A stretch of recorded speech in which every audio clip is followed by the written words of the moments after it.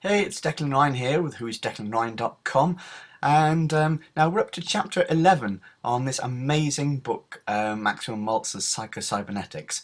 And the whole of this chapter is more or less around a very key term. As opposed to covering lots of different things, it pretty much covers from lots of different angles the power of excessive negative feedback and what that can actually do. Now, typically, that makes itself known in inhibitions. Now, whether you're inhibited to take a certain action, whether you're inhibited to perform to your best, it all has to do with either past programming or just limiting yourself. A missile will never get to its target if it has excess negative feedback. He draws the example here of the guided missile analogy. And if it's constantly getting negative feedback, it's going to be going all over the place, until it eventually gets its target, rather than just small course corrections just to keep it online until it actually gets there. So a brilliant example of this is for example, people that are excessively shy, or people that are excessively timid or nervous. And this could well come back to if they were told, like the famous adage when I was growing up, children should be seen and not heard. So that programs the child to actually think, well, I've got no place to talk. And a lot of people carry that through into their adult lives. So the key to unlocking this is just actually a program which Maltz suggests to people, which always surprises them.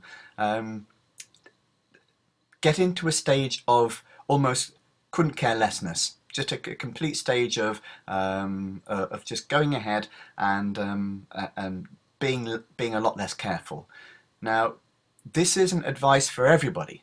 This is advice only for those people suffering from the timidity, or he quotes an example there of for example, a stutterer.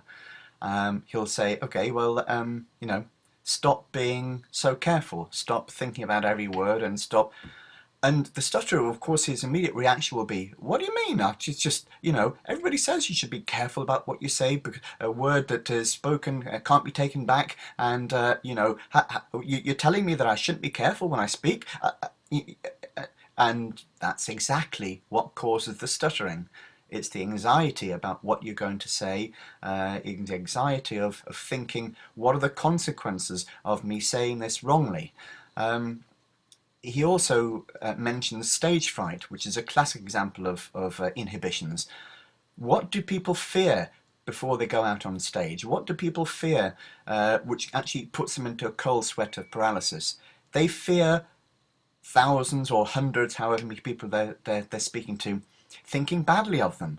What if I perform badly? What if I trip over my words? What if I've got pink spots all over my forehead, like me? You've got to just disengage from those things, and you've got to just, focus on your ability. I'm reminded so many times of one of Les Brown's key phrases: you have greatness within you. Everybody has greatness within them. It's just a question of you keeping yourself locked up in your own self-made prison, really, deciding what you can do, what you can't do, what's for you and what you can't do. Question those beliefs, challenge those beliefs, and you can actually liberate yourselves from them. Now, for me, I've kind of like personal experience of this, because what I discovered is I could never understand. There's certain areas where I have had excessive negative feedback. There are many areas where I hold myself back in things, and yet the funny thing is, in the area of languages, and even in my chosen career path, photography, in the area of languages, I just didn't care what people thought of what I said. I didn't care if I pronounced a word badly. I didn't care if I was saying it the wrong way. I just went at it, and I practiced, and in fact, I never studied Italian or Spanish. I studied French for 7 years, and I got close to a fail mark in it. So there's no sign points to encourage me that I had any kind of gift at languages whatsoever. When I went over to live in Italy, when I moved my business over there, my photography business, I was living in Milan, and I just determined that as an experiment, I would try and see if I could pick up as much of the language as I could. And I just decided, you know, the funny thing is, people will encourage you if they see that you're trying. The point that I'm trying to make about this is we're going a bit of a roundabout way, is I see so many English people and American people struggle with languages because I think they're certainly there's a thing in school, and I think this is why I'm so bad at French. If you pronounce a word properly, people think you're showing off. People think, well, who does he think he is? And this kind of thing. And this keeps people from, they know the correct pronunciation, but it keeps them from saying it properly. And I'm sure many of you guys have had experiences like that in school. In fact, Maltz does a whole section, who do you think you are? People that were saying to him, well, you know, who do you think you are, thinking you can set yourself up in private practice instead of going the route other people will go. The same applies really here in languages. When I hear an English person say, for example, una birra, per favor, instead of, they know exactly what the correct pronunciation is, but they just, either they don't want their friends around or they don't want other people around to hear them saying, una birra, per favore.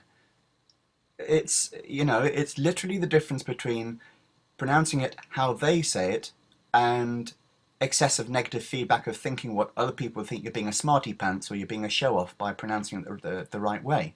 And so as a result, I speak Italian and Spanish fluently. I just picked up the other steps along the way. But it's bizarre how my experience with learning those two languages that I didn't officially study, never went to class for any of them, and 7 years of studying French. So excessive feedback is responsible for so many areas of holding us back. And this is one of the chapters that really, you know, spoke volumes to me. Disinhibition is the prescription that Maltz gives for this, and he gives a whole load of prescriptions for how to disinhibit yourself, as I mentioned earlier on in this video. So, you know, that's pretty much all it. Then he does the mental training exercises, including, you know, stop criticizing yourself, recognize when you're over course correcting, and recognize when you're doing too much negative feedback. I like the example here of an athlete that made a comeback, Jennifer Capriati. That was just a really great example of somebody making a comeback. It doesn't matter what other people think about you. It matters what you think about you, because you're creating your own self-reputation.